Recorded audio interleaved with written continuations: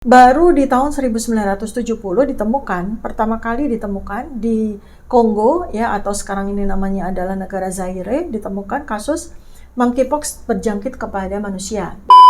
Setelah kita dikejutkan dengan kabar berita yang menyatakan bahwa ada satu penderita monkeypox yang sudah ditemukan di Indonesia, lalu berbagai pihak sudah memberikan reaksi yang menurut saya cukup berlebihan.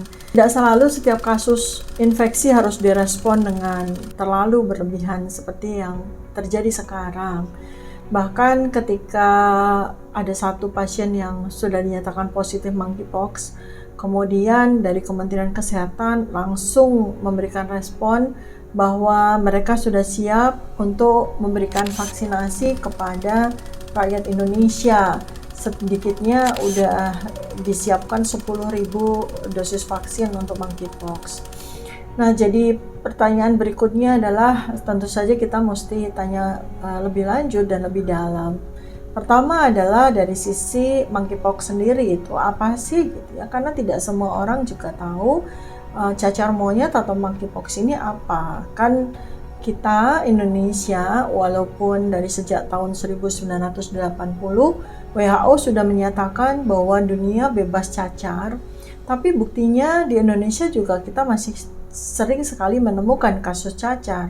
Sampai dengan hari ini pun juga kasus cacar juga makin banyak, terlebih dengan peristiwa pandemi COVID yang berlangsung di sejak tahun 2020 sampai dengan hari ini, malah kita semakin banyak menemukan atau mendengar kasus cacar di mana-mana. Juga keluarga cacar ya, berbagai macam jenis keluarga cacar yang lain juga keluar. Bahkan jauh sebelum pemerintah memberikan pernyataan bahwa ada kasus cacar monyet atau monkeypox yang baru-baru ini ditemukan di Indonesia, sebetulnya di kalangan masyarakat sendiri juga sudah saling bertanya ya, karena kan di berbagai daerah ya menemukan kasus yang ada lesi di sekujur tubuh, terutama pasca vaksinasi COVID. Kemudian muncul beberapa hari kemudian muncul ruam-ruam merah dan disertai dengan pustul ya, lesi yang khas dengan infeksi cacar seperti itu. Kemudian juga herpes, dan kemudian beberapa kali juga netizen juga melaporkan, menyampaikan di sosial media kan ya, bahwa ada beberapa orang yang mungkin juga kasusnya sih banyak ya, cuma tidak terlaporkan semuanya, yang menderita infeksi semacam cacar dengan lesi yang bahkan belum pernah terlihat ya. Apakah ini monkeypox? Apakah ini cacar monyet gitu? Karena kan lesinya itu besar-besar, dan kalau dilihat dikonversikan dengan foto-foto yang ada di YouTube kok sama gitu ya. Baik, jadi memang ini berita masih simpang siur. Kemudian juga stakeholders kesehatan, dalam hal ini Menteri Kesehatan juga masih diam saja, tidak memberikan rilis apakah memang cacar monyet ini sebenarnya sudah berjangkit dari sejak tahun 2021 sebagaimana juga yang dilaporkan oleh banyak masyarakat, atau memang baru saja ya seperti yang dirilis secara resmi oleh pemerintah, dalam hal ini Kementerian Kesehatan baru-baru ini. Nah, sekarang sebelum kita mau memberikan respon atau melakukan antisipasi atau melakukan langkah-langkah, apakah itu treatment, apakah itu langkah-langkah secara komunitas, atau kemudian langkah secara kebijakan termasuk dalam pemberian vaksinasi, itu kita mesti tahu dulu ini jenis penyakit yang seperti apa, kemudian case fatality rate-nya atau menimbulkan risiko kematiannya itu seberapa tinggi, dan kemudian potensi untuk menyebarnya juga seperti apa. Itu mesti kita identifikasi dulu, dan seharusnya lah Kementerian Kesehatan langsung membentuk satu tim yang bisa memberikan informasi maupun masukan yang proper kepada pemerintah ya. Jangan buru-buru kita kemudian ketakutan, khawatir berlebihan seperti halnya ketika pandemi COVID terjadi ya. Ini memang kalau lihat dari respon pemerintah kali ini tuh sangat berlawanan dengan pada saat COVID menyebar ya. Kesannya kan waktu Anda tentu saja masih ingat ya, pada awal-awal tahun 2020 ketika kasus pandemi COVID ini berlangsung, pemerintah kelihatan santai gitu ya. Malah sepertinya juga mengabaikan atau menganggap remeh dari penyakit COVID, padahal case fatality rate dari COVID di awal ya, di sekitar 6 bulan pertama di tahun 2020 itu kan cukup tinggi ya, sekitar 10%. bahkan bisa 14% pada jenis populasi tertentu seperti lansia ataupun penderita komorbiditas berat ya, itu kan begitu. Tapi pemerintah menanggapinya dengan santai-santai saja, oh ya walhasil kemudian COVID menjadi meledak luar biasa ya bahkan sampai dengan hari ini ya, walaupun grafiknya sudah sangat turun. Nah, berbekal dari pengalaman tersebut mestinya untuk kali ini untuk berita tentang monkeypox ya slow down dulu ya. Kita cermati dulu baik-baik, kemudian kita pelajari lagi ya, karena data atau kasus tentang monkeypox ini kan memang sangat jarang. Jadi pertama ya fakta, penyakit infeksi monkeypox ini adalah penyakit yang jarang. Kenapa? Karena sampai dengan hari ini juga belum terjadi spillover. Artinya monkeypox ini masih merupakan penyakit yang zoonosis sifatnya. Penyakit zoonosis itu bisa menginfeksi manusia itu harus menggunakan inang perantara utamanya. Dalam hal ini adalah kelompok primata ya, monyet, babun dan seterusnya yang memang itu adalah inang utama.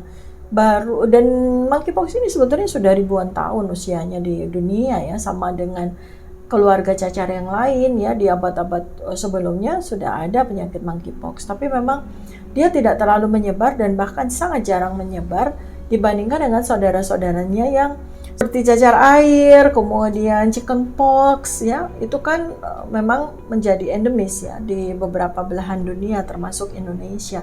Dan monkeypox ini kan memang terlokalisir di satu benua Afrika ya, dan kemudian ya karena memang benua Afrika sendiri itu kan cukup terisolasi, tidak banyak pergerakan ya pada waktu-waktu lalu ya, di tahun-tahun yang lalu, di abad-abad yang lalu itu kan tidak terlalu banyak pergerakan, sehingga penyakit monkeypox ini cukup terlokalisir di Afrika. Baru di tahun 1970 pertama kali ditemukan di Kongo ya, atau sekarang ini namanya adalah negara Zaire, ditemukan kasus monkeypox berjangkit kepada manusia, dan sejak itu kemudian monkeypox diteliti walaupun tidak sedalam dan tidak semasif untuk infeksi cacar yang lain ya. Ya, bahkan di Afrika sendiri monkeypox ini juga penyakit yang jarang gitu ya. Jarang banget gitu, jarang banget. Malah yang kalau Anda lihat ya di foto-foto di Google itu kan ada monkey kena pox gitu kan, benar-benar monyet yang kena pox gitu kan.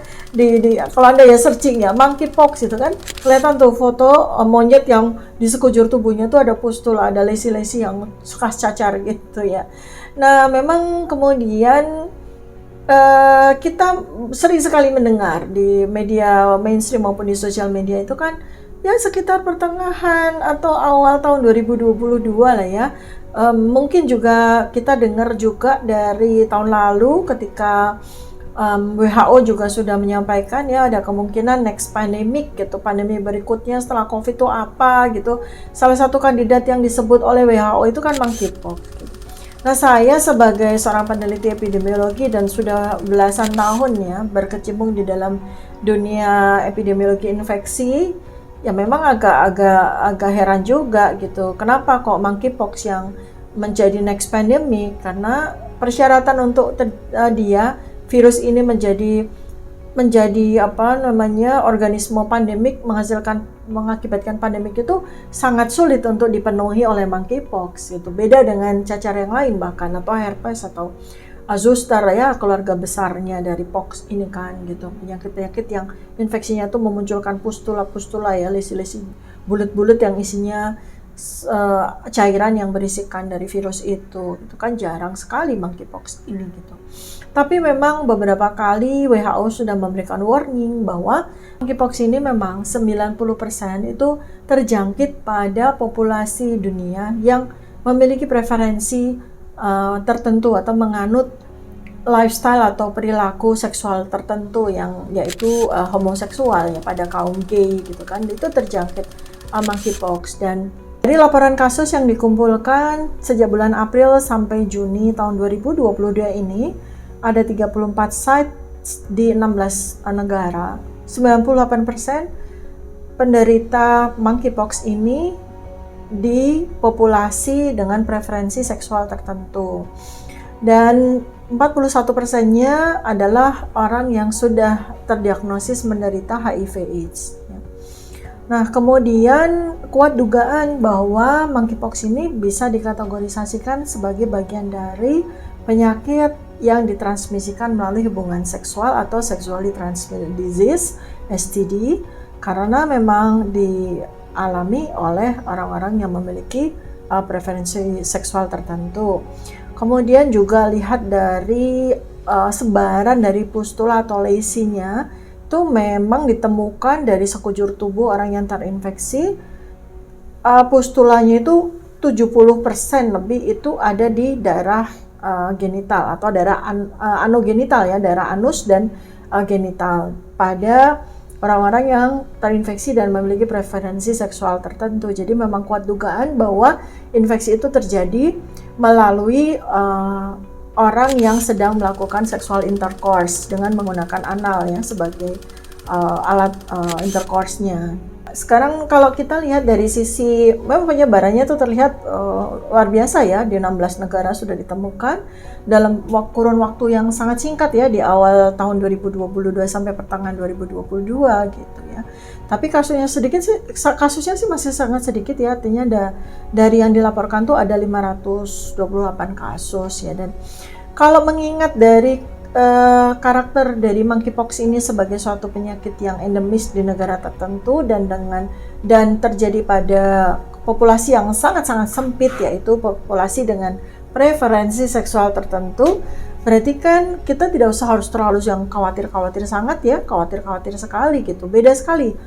Pola persebarannya itu sangat berbeda dengan COVID yang memang bisa dialami oleh kelompok usia manapun dan juga jenis kelamin manapun ya, beda. Kemudian juga dari sejak awal ketika pandemi COVID terjadi, di luar dari isu apakah virus ini alami atau sintetis ya, itu bukan masalah, yang jelas sudah terjadi pandemi COVID dan kemudian memang kelompok terbesar yang mengalami kesakitan parah dan sampai kematian itu pada komorbiditas dan pada lansia. Nah, ini yang memang membedakan. Tapi yang lebih penting lagi untuk diketahui bahwa untuk COVID, penularannya dari sejak awal ketika tersebar di lebih dari 200 negara itu karena memang sudah person to person ya. Jadi memang virus SARS-CoV-2 ini mengalami spillover dari sejak awal dari inang utamanya, yaitu sejenis hewan kelelawar, kaivet dan semuanya yang sudah diketahui seperti terenggiling juga, kemudian spillover kepada manusia karena memang ada reseptor ACE2 yang memang itu menjadi alat untuk bagaimana virus COVID ini bisa masuk ke dalam sel tubuh manusia. Nah, sampai dengan hari ini laporan tentang adanya reseptor yang terkait dengan monkeypox ini belum disampaikan oleh para ahli. Dan kemudian juga apakah monkeypox ini bisa terjangkit person to person atau man to man, artinya manusia juga bisa menjadi inangnya. Ini juga sudah dilaporkan terjadi, tetapi dalam jumlah yang sangat sedikit ya. Artinya berarti kita bisa melihat bahwa dia hanya terjangkit pada kelompok populasi tertentu, yang sangat limited ya dibandingkan dengan kelompok populasi yang luas. Kemudian dia juga menghasilkan infeksi atau menimbulkan infeksi pada seseorang apabila melakukan sexual intercourse dengan perilaku tertentu, yaitu yang menggunakan anal ya, bagian anal sebagai alat sexual intercourse-nya, seperti itu. Nah, sehingga kalau dilihat dari seperti itu ya kita tidak usah terlalu khawatir. Kemudian bagaimana tingkat kematiannya ya, atau case fatality rate-nya. Jadi kalau kita bandingkan dengan beberapa pandemi yang terjadi di dunia dari sejak tahun 2002 deh ya, mulai dari SARS gitu, kemudian ada flu burung, H1N1, kemudian Ebola, kemudian smallpox sendiri ya, cacar yang sangat common, kemudian juga beberapa seperti bubonic plague, kemudian juga flu babi, kemudian MERS ya. Kalau lihat dari case fatality rate-nya dibandingkan dengan beberapa infeksi itu, monkeypox ini terhitung sangat rendah ya, karena dia case fatality rate-nya itu hanya sekitar 3-6%.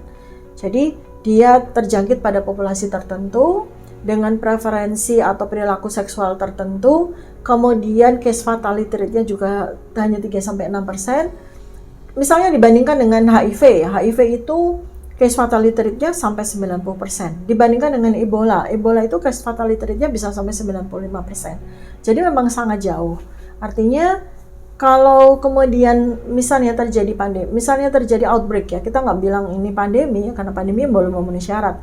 Kita bilang ini sebagai suatu outbreak atau sebagai suatu kejadian luar biasa, berarti dia hanya akan menimpa orang-orang dengan populasi tertentu.